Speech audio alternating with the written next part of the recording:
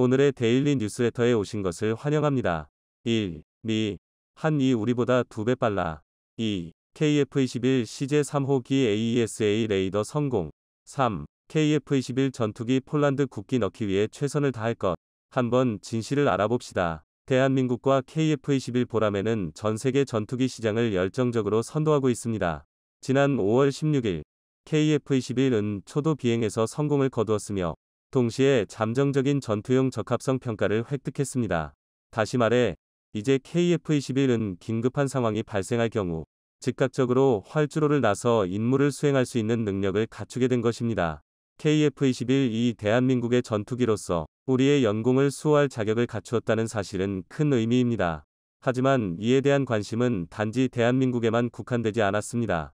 일반적으로 외국산 무기 도입은 기종 선택부터 계약 체결까지 최소 5터부터 6년이 소요되는 일이 많기 때문에 빠른 대응을 하는 국가들은 이미 KF-21 도입을 검토하고 있습니다. 이로 인해 대한민국은 KF-21 개발과 동시에 폭발적으로 증가한 수출 수요를 어떻게 충족할지 즐거운 고민에 빠졌습니다. 만약 이 기회를 완전히 활용할 수 있다면 대한민국의 군사력과 국제적 영향력은 한 단계 더 강화될 것입니다. 다행히도 양산에 대한 고민은 크지 않을 것으로 보입니다. KF-21 양산 문제를 해결하기 위한 방안과 대안은 이미 이전부터 마련되어 있기 때문입니다. 그래서 준비했습니다. 오늘은 전 세계 전투기 시장의 세대 교체를 이루고 있는 대한민국의 KF-21 양산 비법에 대해 알려드리겠습니다. 현재 전 세계 방산 시장은 역대급 대호황을 맞이하고 있습니다. 그 이유는 다들 잘 아시다시피 우크라이나 전쟁 때문입니다. 15개월이 넘게 지속하고 있는 두 국가 간의 전쟁으로 인해 직격탄을 맞은 유럽은 물론이고 중국의 대만 침략 야욕으로 불이 붙은 아시아, 또다시 유혈 갈등이 시작된 중동 등 전 세계가 심각한 만보 불안에 빠진 상태입니다. 이에 여력이 있는 사실상 모든 나라가 국방 역량에 막대한 투자를 함으로써 전체적인 국방비 지출이 크게 증가했습니다. 지금 세계 각국은 지정학적인 긴장과 안보 위협에 대응하여 국방 예산을 재편성함으로써 첨단 무기 개발 및 획득, 기술 혁신, 국방 관련 인프라 형성 등의 국가의 총력을 동원하고 있습니다. 그리고 당연히 이런 흐름은 방위산업에 직접적인 영향을 미치고 있습니다. 최근 산업연구원이 발표한 보고서에 따르면 향후 10년 동안 전 세계 국방 예산은 최소 2조 2천억 달러, 하나 약 2,900조 원 이상 증가할 것으로 추정됩니다. 2022년 기준 서울시 총 예산이 약 44조 원이니 대한민국의 수도를 65년 이상 운영할 수 있는 금액이 고작 10년 만에 국가 방위라는 단한 분야에 투입되는 셈입니다. 오죽하면 당분간 제2차 세계대전 이후 최대의 방위산업 호황이 지속될 것이라는 분석이 나올 정도인데요. 하지만 이 기회가 누구에게나 열려있는 것은 아닙니다. 무기 체계를 수출한다는 건 곧 한 나라의 국제적인 영향력을 수출한다는 것과 같은 말입니다. 또한 방위산업 호황이 계속될수록 첨단 무기 개발도 가속화될 텐데요. 그러나 오히려 이런 거대한 흐름은 제대로 올라타지 못하면 되려 탑승자를 집어삼켜 버립니다. 무기 체계의 성능, 가격, 신속한 남기 준수 능력을 모두 완비한 나라만이 역대급이라는 방산시장 호황을 제대로 이용할 수 있을 텐데요. 더군다나 방산시장의 전통적인 강자들도 맥을 못 추고 있는 게 지금 상황입니다. 압도적인 군사 강국이자 최대 무기 수출국인 미국은 탄약류와 미사일 재고에 허덕이고 있으며 독일, 프랑스, 영국 등 전통적인 주요 무기 수출국은 우크라이나 지원으로 생긴 자국의 전력 공백도 메우지 못하고 있습니다. 그리고 바로 이 틈을 노리고 전 세계 방산 시장의 세대 교체를 이룩하고 있는 나라가 있는데요. 현재 뛰어난 성능과 합리적인 가격의 무기 체계, 빠른 납기 능력, 완벽한 후속 지원 능력까지 갖춘 대한민국입니다. 실제로 이건 단순한 과장이 아닙니다. 대한민국은 이미 지난 2022년 한 해에만 100조 원에 육박하는 무기 수주 계약을 체결했습니다. 방위산업 수출액 또한 23조 원을 달성하면서 사상 최대 실적으로 기록했는데요. 이를 증명하듯 전 세계 방산시장 점유율 2.8%를 기록하면서 전 세계 무기 수출국 8위에 올랐습니다. 수출 증가율로 따지면 무려 177%가 증가하면서 1위에 올랐죠. 해당 수치가 2017터부터 2021의 실적만 반영된 기록이라는 걸 감안하면 실로 폭발적인 성장세인데요. 이런 성장세가 계속된다면 향후 5년 안에 대한민국이 4대 방산 수출국에 등극할 수 있으리라는 게 전문가들의 중론입니다. 이제 대한민국의 방위산업을 빼놓고 국제 방산 시장의 흐름을 논한다는 것 자체가 어불성설인 상황인데요.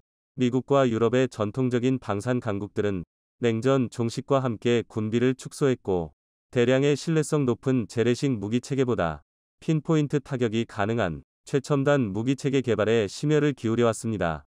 그러나 반대로 휴전선을 중심으로 적성국인 북한과 직접적인 군사 대치 상태에 있는 대한민국은 지정학적 특성 때문에 어쩔 수 없이 전차, 자주포, 미사일 등 지상전에 필요한 화력 위주의 무기체계 개발에 집중할 수 있었습니다. 또한 대규모 상비군을 무장시키고 유사시에 대비해 항상 대량 생산 체계를 유지해왔습니다. 아이러니하게도 바로 이 덕분에 생산 능력과 납기, 그리고 가격 측면에서 우위를 선점할 수 있었는데요.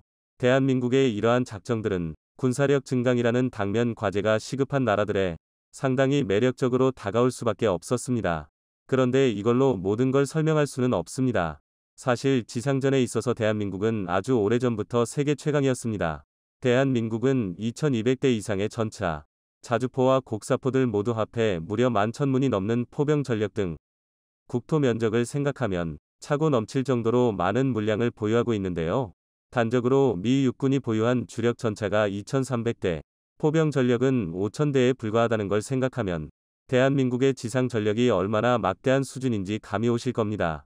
물량만으로 전투력을 가늠할 수는 없지만 적어도 규모 면에서는 미국에도 전혀 꿀리지 않는 게 대한민국 육군입니다. 대한민국 방위 산업이 전 세계에서 두각을 드러내고 있는 게 정말 흥미로운 이유는 따로 있는데요.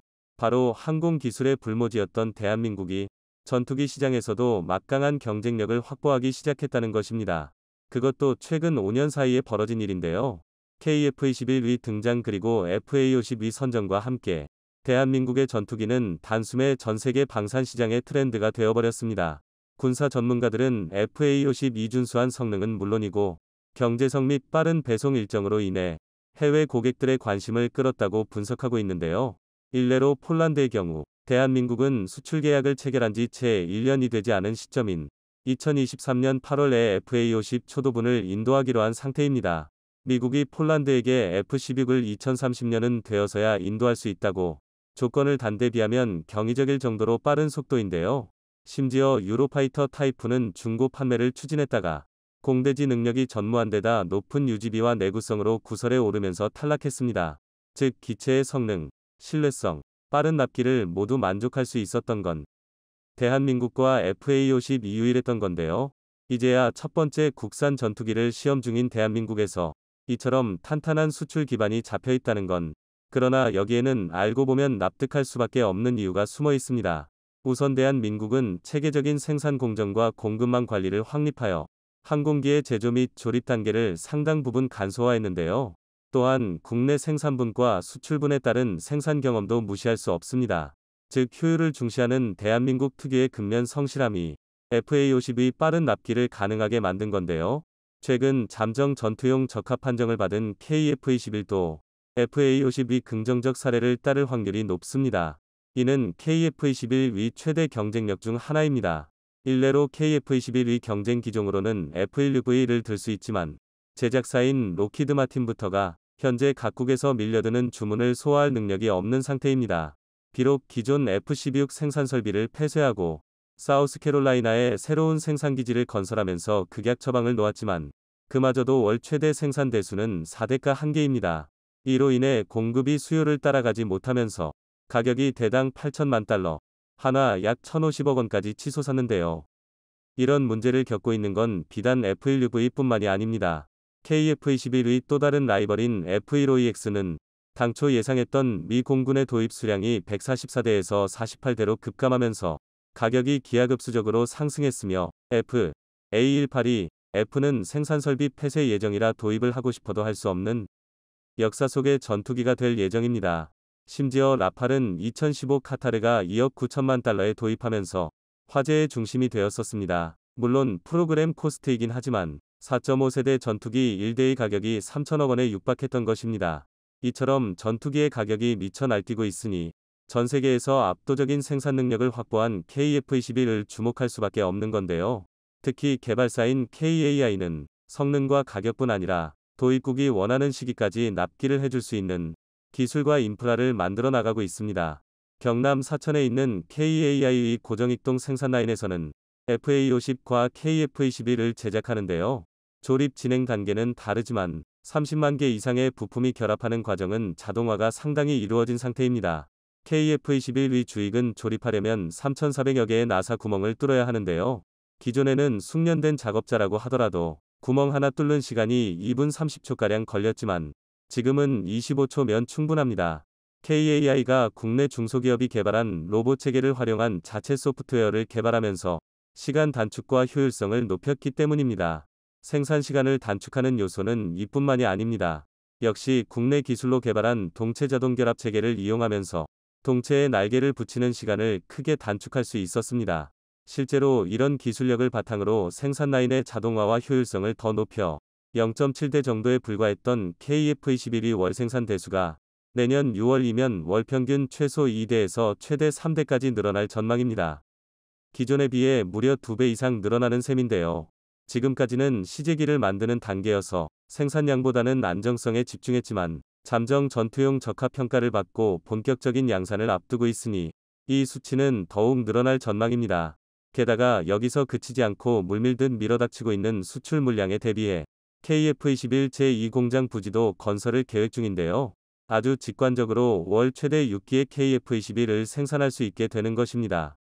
대한민국이 처음 국산 전투기 개발을 천명하고 KF21의 1호 시제기가 출시될 때까지 KAI와 방사청은 갖은 난관을 넘어야 했습니다.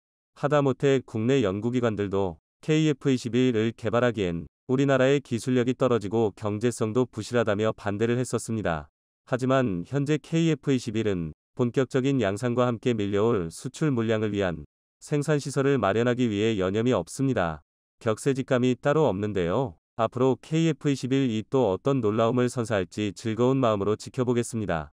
최근 중국이 한국 방향에서 감지된 의문의 레이더 신호를 감지하고 충격에 빠졌다고 합니다. 고속으로 이동하며 다중 주파수의 전파를 쏘아내는 것으로 보아 AESA 레이더를 장착한 전투기가 그 신호의 주인공이었을 가능성이 높았는데요. 얼마 뒤 한국이 공개한 한 장의 사진을 통해 신호의 정체가 AESA 레이더를 탑재하고 시연 비행을 했던 KF21이었음을 알게 되어 중국 내에서 논란이 되고 있다고 합니다.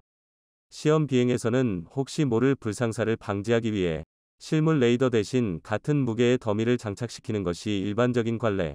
그런데 한국이 시험 비행 단계에서 AESA 레이더에 실물을 장착했고 거기다 실제로 작동시켜 성능까지 테스트했다는 것은 중국한테는 뜻밖의 위협이었습니다. 그 먼 거리에서 KF21의 신호를 감지했다는 것은 반대로 KF21도 자신들의 존재를 감지할 수 있다는 것. 맘만 먹으면 낙원에서 장거리 미사일을 날릴 수도 있다는 것인데요. 이에 중국에서는 당황한 기색을 감추지 못하고 있다고 합니다. 자세한 내용을 함께 알아봅시다. 최근 KF21 이 전투기에 눈 AESA 레이더를 장착하고 시연 비행을 시작했습니다. 방위사업청은 4일 KF21 CJ3호기가 AESA 레이더를 탑재한 채로 처음 시연 비행을 했다고 밝혔습니다. 이날 CJ3호기는 오전 10시에 이 사천 비행장을 이륙해 최고속도 약 시속 610km, 고도 3만 피트로 비행하고 11시 24분에 착륙했습니다. 조종관을 잡은 것은 이수범 공군소령이었습니다. 최신형 전투기에만 탑재되는 AESA 레이더는 반도체 송수신 모듈을 활용해 신호의 의상과 진폭을 무작위로 조정하는 방식으로 표적을 탐지해 전투기의 눈이자 두뇌의 역할을 합니다. 한국이 자체 개발한 국산 AESA 레이더는 개발 시험 평가에서 공대공 모드 25개 시험 항목에 대해 총 18회 비행 시험을 수행한 결과 요구 성능과 개발 목표에 모두 부합하는 것으로 나타났는데요. 방사청은 앞으로 2026년 2월까지 90여 회 비행을 통해 공대공 모드의 최대 탐지 및 추적거리, 추적 정확도 등 34개 항목에 대해 개발 및 운용 시험 평가를 수행해 작전 운용 성능, 군 운용 적합성, 전력화 지원 요소 실용성 등을 충족하는지 확인할 계획입니다. 이는 실로 경이로운 개발 속도입니다. AESA 레이더를 자체 개발한 것만 해도 믿겨지지 않는 업적인데 그걸 벌써 전투기에 탑재할 수 있게 개량하고 실물까지 날렸습니다. 다른 나라였으면 좋기 10년분이 넘는 기술 축적을 거치고서야 해낼 수 있는 수준이죠.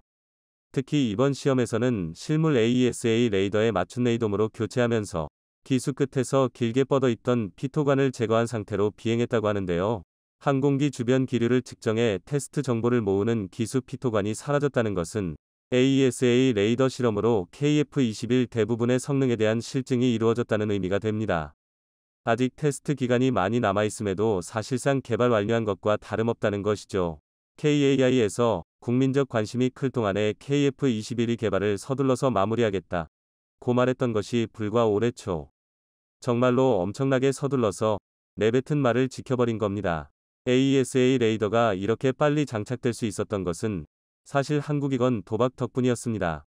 국산 AESA 레이더를 개발했을 당시만 해도 여전히 KF-X 프로그램은 흔들리고 있었습니다. 지금이야 KF-21이 전 세계의 극찬을 받으며 현대 전투기 개발사의 초신성으로 대우받고 있지만 작년 중순까지만 해도 누구도 KF-X 프로그램이 성공할 것이라고 확신할 수는 없었습니다. AESA 레이더의 시제품이 출고될 시점에 KF-21은 이제 겨우 CJ1호기의 동체 프레임밖에 없는 상태였고 사업 자체를 지속할 수 있을지 여부조차 매일매일이 불투명한 상황이었죠. 그럼에도 불구하고 한국은 AESA 레이더의 개발을 밀고 나갔습니다. 그걸 달고 날 전투기가 만들어지지 않을지도 모르는데 말이죠. KF-X 프로젝트가 성공하기 위해서는 차라리 기적을 일으켜야 한다고 해도 좋을 만큼 수많은 과제를 풀어야만 했습니다. 국내에서는 예산 배분이 타당한지에 대해서 지속적인 태클이 들어왔고 미국은 전투기 개발에 필수 불가결한 핵심 기술들에 대한 이전을 거부해서 한국이 직접 만들어야 했습니다. 이런 대표적인 사례 외에도 프로젝트 성공을 가로막는 걸림돌은 일일이 늘어놓기가 입 아플 만큼 많았죠. 하지만 한국은 확신이 있었습니다. 한국의 기술자들이라면 이런 걸림돌들을 모두 뛰어넘어 어떻게든 KF-21을 만들어낼 수 있을 것이라고요. 어찌 보면 막연한 믿음일 뿐이었지만 한국은 이런 믿음을 바탕으로 AESA 레이더는 AESA 레이더대로 개발을 이어나갔습니다. 작년 봄 KF-21 탑재형 AESA 레이더가 시험 항공기에 탑재된 모습이 공개됐죠. 보잉 737 항공기의 기수에 국산 AESA 레이더와 KF-21용 레이돔을 붙이는 개조를 가한 것이었는데요. 레이돔의 크기가 737기의 동체에 비해 너무 작아서 마치 새의 부리를 단 것 같은 다소 우스꽝스러운 모양이었지만 가망 인증 자체는 공개 4개월 전에 획득한 상태였습니다. 이때 총 50여 차례에 걸쳐 이뤄진 AESA 레이더의 비행 시험에서는 공대공 모드의 탐지 및 추적 기능, 공대지와 공대에 대한 탐지 기능 및 전자전 능력 등 62개 항목에 대한 테스트가 이루어졌습니다. 이런 과정을 통해 KF-21A4 레이더 개발에 따른 위험을 줄이고 개발 소프트웨어를 최적화했죠. 당시 AESA 레이더 책임 담당자는 F-16V에 탑재되는 AN, APG-83보다 동등하거나 그 이상을 목표로 상정하고 개발을 진행 중에 있다고 말했었습니다. 실물 AESA 탑재는 물론 전투기에 쓸만한 해상도를 갖춘 AESA 레이더를 개발하는 것 자체만으로도 일반적으로는 10년에 가까운 세월이 필요합니다. 탑재할 전투기가 완성되기를 기다리고 나서 시작하기에는 너무 긴 시간이죠. 한국은 과감하게 두 프로젝트를 동시에 진행시켰고 이를 통해 KF-21이 시제기가 나올 시점에 AESA 레이더가 충분한 기술력을 축적할 수 있었습니다. KF-X 프로젝트가 성공한다는 국민적인 확신이 생기기 시작한 것은 작년 6월 즈음이었습니다. 엔진 점화 시험, 지상 주행 실험 장면이 공개되자 이를 지켜보던 우리 모두가 KF-21 정말로 성공하는 거 아니야? 라고 생각했던 것을 기억하실 겁니다. 그리고 KF-21은 그 다음 달 정말로 하늘을 날았죠. 그로부터 반년가량 지나 마침내 한국의 도박은 성공했습니다. AESA 레이더는 KF-21에 완벽하게 부합하는 성능으로 테스트를 마쳤고 KF-21은 모든 요구 성능을 달성하여 AESA 레이더 탑재만을 남겨놓게 되었습니다. 역시나 납기의 민족, 양측의 개발 스케줄이 정확하게 맞아떨어진 것입니다. 방사청에서는 이번 AESA 탑재 비행에 앞서 실물 AESA 레이더를 탑재한 KF-21 CJ3호기의 사진을 공개했는데요. 뒷이야기를 모른다면 이건 그저 사진 한 장에 지나지 않지만 사실은 KF-21과 AESA 레이더를 각각 개발한 방산 기술자들의 피와 땀이 서린 모습임을 알 수 있습니다. 그런데 이 사진을 보면 기수에 탑재된 AESA 레이더의 전면이 빨간색 덮개로 감싸여 있는 것을 확인할 수 있는데요. 이는 레이더의 TR 소자 모듈의 개수가 극비사항이기 때문입니다. TR 소자 모듈의 개수는 곧 레이더 성능과도 연결되고 정확한 개수가 알려지면 실제 성능을 유추할 수 있습니다. 그래서 대부분의 AESA 레이더는 시제품 단계에서의 소자 개수만이 알려져 있는데요. F-35에 들어가는 AN, APG-81의 경우 소자가 1200개, 이스라엘의 EL, M2052의 경우 1290개가 있다고 알려져만 있고, 실물이 어떠한지는 기밀로 보호받고 있죠. KF-21에 들어가는 AESA 레이더 역시 시제품 단계에서는 1088개의 소자를 넣어 공개했지만, 실물의 경우는 1200개를 훨씬 넘는 개수가 될 것이라고 알려져 있기만 합니다. 간만에 공식석상에 등장한 국산 AESA 레이더는 벌써 기밀사항으로 보호되고 있었습니다. 이것은 곧 소자 개수를 공개할 수 없는 실전 사양이라는 의미이기도 한데요. 사실상 이번에 비행한 KF-21 AESA 레이더를 포함해 요구 성능 전부를 갖춘 완전체였다고 말할 수 있는 것입니다. 한국은 이것으로 꽤나 자신감을 얻었습니다. 비행 성공 직후 방사청이 언론 보도를 통해 AESA 레이더 기술의 해외 수주 가능성을 언급한 것입니다. 6일 방사청 대변인은 정례 브리핑을 통해 국산 AESA 레이더가 KF-21과 마찬가지로 2026년 양산이 시작될 것이며 추후 다른 무기체계에 응용할 수 있어 해외 수주도 기대하고 있다고 말했습니다. 또 국내 개발이 불가능하다는 우려와 코로나19와 같은 여러 어려움이 있었으나 관련 기관 협업과 연구진의 끈질긴 노력 속에 개발이 성공적으로 진행 중이라며 수많은 난관을 딛고 개발에 성공한 것에 대한 감개무량한 속내를 숨기지 못했죠. AESA 레이더는 기술적 난이도가 극히 높고 응용처가 많아 해당 기술을 보유하지 못한 적대 국가에 기술이 유출되면 뼈아픈 리스크가 됩니다. 그럼에도 불구하고 방사청이 해외 수출에 나서려는 이유는 그만한 이득을 기대할 수 있기 때문인데요. AESA 레이더와 같은 고급 군사 기술의 공유는 곧 동맹에 준하는 군사적 협력과 정보 교류를 의미합니다. 이렇게 교류되는 정보에는 그간 습득한 적국의 레이더 주파수 정보가 포함되죠. 레이더 전파를 어느 주파수로 사용하느냐는 정보는 앞서 언급한 레이더 소자 모듈의 개수 이상으로 엄중하게 다뤄지는 극비 기밀입니다. 이쪽 정보의 경우는 노출되는 순간 해당 주파수에 맞춘 방해 전파에 의해 재민 공격의 위험성이 생겨나기 때문이죠. 만약 한국이 동맹국들한테 국산 AESA 레이더를 판매할 수 있다면 그 동맹국들이 수집해왔던 타국의 레이더 주파수 정보를 손에 넣을 수 있습니다. 현대전에서 정보권의 통제는 승패조차 가를 수 있는 중요한 요소. AESA 레이더를 개발한 것은 정보전에 있어서 일종의 전략 무기를 만들어낸 것과 다름이 없었죠. 나날이 발전하는 한국 방산, 머자나 국산 AESA 레이더가 다양한 국산 무기에 적용되고 해외에까지 팔리는 모습을 기대해봅니다. 우리 KF-21 보라매가 AESA 레이더를 탑재한 이후 본격적으로 시험 비행을 시작하면서 폴란드 정부의 관심도가 달라지고 있습니다.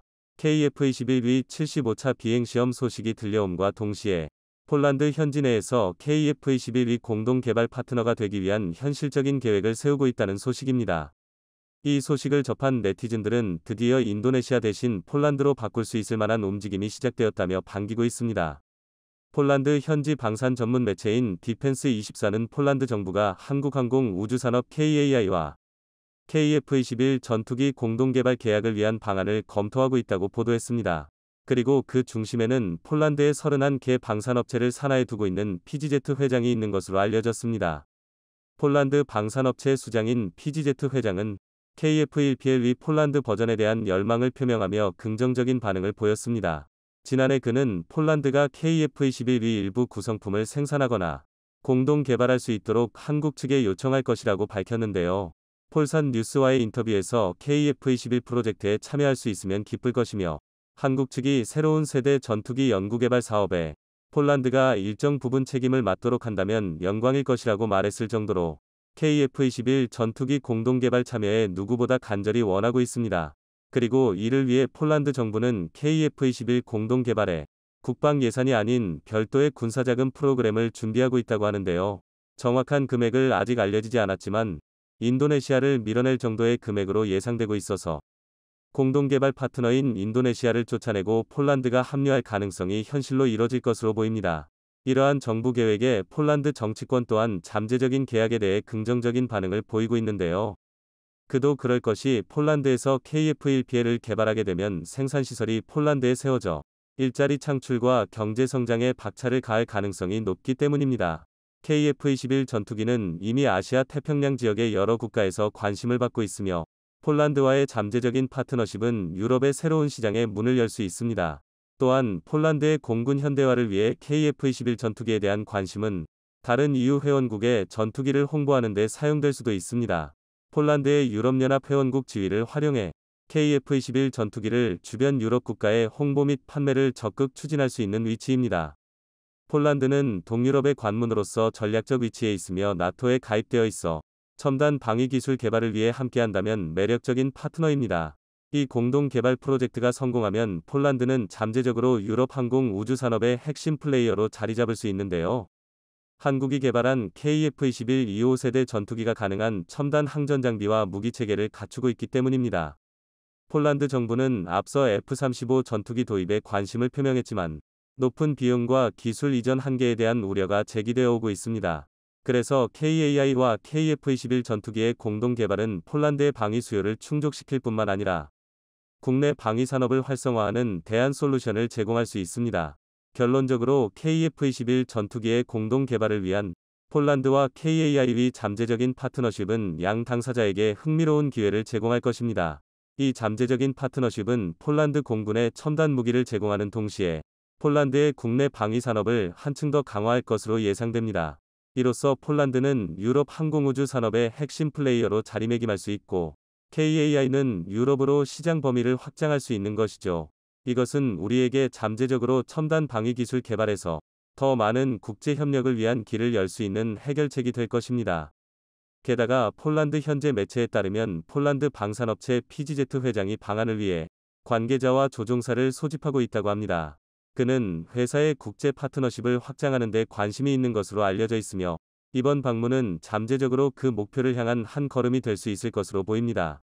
이에 회사 고위 관계자와 기술 전문 지식을 제공할 것으로 예상되는 경험이 풍부한 조종사를 동반할 것으로 알려졌습니다. 현재 FA50 교육을 위해 폴란드 조종사들이 한국에 있는 상황이라 더욱더 긴밀한 협력이 가능해질 것으로 보입니다. 그는 지난달 현지 인터뷰에서 폴란드 국기가 달린 KF-21 전투기를 날리고 싶다는 의사를 표명했는데요. 그의 공동 개발 의지와 정부의 군사자금 프로그램 때문에 방안 시 구체적인 논의가 이루어질 것으로 보입니다. 또한 PGZ 회장은 방안단을 이끌고 KF-21 전투기의 시험 비행 참관까지 원한다고 합니다. 그래서 아마도 4차 산업기술로 손꼽히는 KF-21 조종성 평가 시뮬레이터인 HQS에 탑승할 가능성도 높아 보입니다. 그리고 회장은 폴란드의 KF-21 생산시설을 현지에 설립하여 국가 경제를 활성화하는 동시에 국민의 일자리를 창출하겠다는 강한 의지를 표명하고 있다고 합니다. 만약 폴란드 내에 생산시설을 설립하면 국가 경제에 활력을 불어넣고 시민들을 위한 일자리를 창출하게 될 것입니다. 그래서 폴란드와 한국 모두에게 경제적 이익을 가져올 수 있는 협력과 상호 이익의 기회를 모색하고 있는 것으로 여겨집니다.